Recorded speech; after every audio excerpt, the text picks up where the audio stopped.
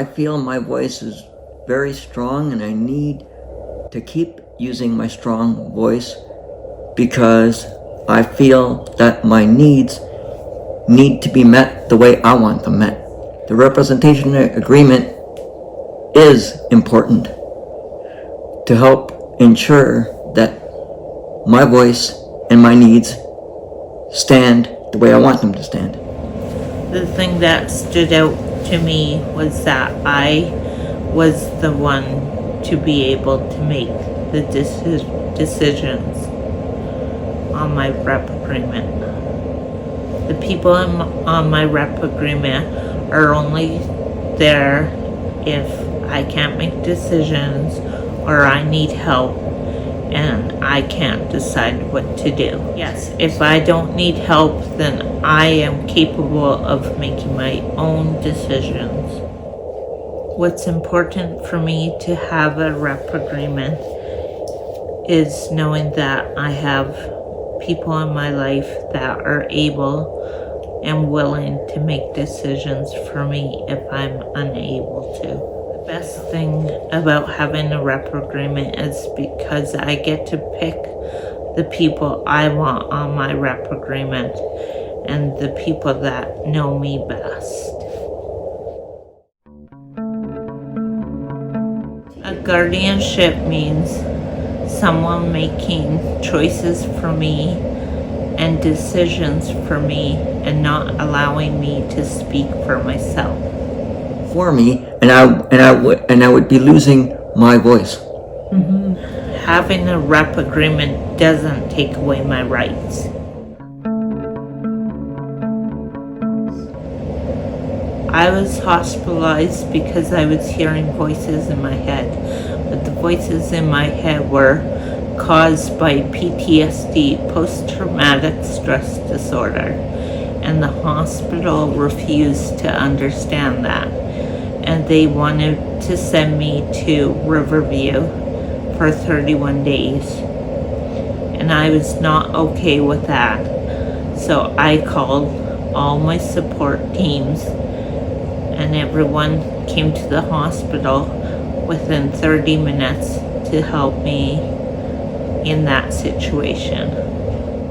They refused to listen to my family. They refused to listen to the team of people that came to the hospital to help me in that situation. But the doctors refused to listen. They refused to think I had something more going on other than PTSD. I made a rep agreement not too long after, and I picked family members to be on my rep agreement because my family knows me the best. If I end up in hospital and unable to speak for myself, then my father comes first, then my mother, then my sister to speak on my behalf. My parents know exactly what I like and what I don't like. I was hospitalized before the rep agreement, so that's why I decided to get a rep agreement so this situation would never happen again in the future. Well, I heard about a representation agreement through our advocacy group, and then I talked to people through the through Mission Association for Community Living, and then I had processes of going through to help get representation agreement set up and made.